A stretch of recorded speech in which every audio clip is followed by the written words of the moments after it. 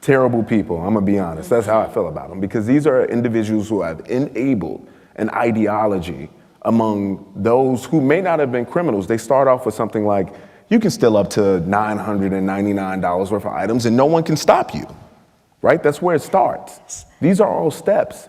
So as you begin to do that and you get away with it, what do you do next? You carjack, you rob, maybe you put a gun up to someone's head who wouldn't give you that wallet and you kill them. That's a problem. And that's why there must be a highlight on these George Soros-funded prosecutors, which I'm sure everybody in this room are very familiar with George Soros and the damage he's done to our country. I'm certain of that. We have to ensure that these folks no longer have an office to be in. Alvin Bragg is a good example of that too, in New York City. So this book is so important because it shines the light not just on these victims, but on the different types of crime we have in this country and how we need to face it. How hard was it emotionally to write? Did it give you, I mean, closure is a silly word, but did it give you closure? No, it didn't, and it was extraordinarily difficult.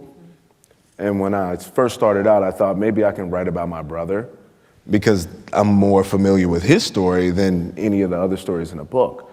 But that was the most challenging. So people will notice his chapter is the very last chapter in this book. Yes. What was helpful is to learn about other people's struggle, what they went through, what their families have done to try to get justice for them. People like James, who's in our first chapter, in my first chapter, his niece Tanya, who decided that she was gonna fight for her family, took on a similar role of justice for her family like I did for mine. And when I've had conversations with her, I felt inspired by her. There's so many people in this book that I feel inspired by their stories.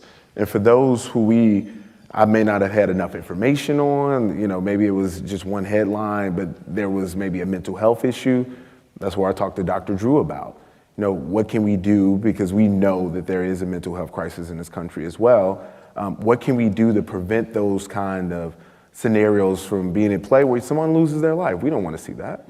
So he's always mentioned as the person's friend. So I wonder, and it upsets the family because he had a name. So he has a name. Yes. Does it ever bother you that Christian is known as Gianno Caldwell's brother and not as Christian? It doesn't. And the reason for that is, I'm a conservative. I think everybody is aware of that by now, right?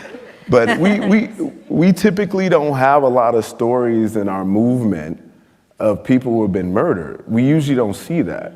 And the fact that people can put a face to it and say, like, I know Gianno Caldwell, I watch him on TV all the time. I know exactly who he is, and I'm so sorry about his brother.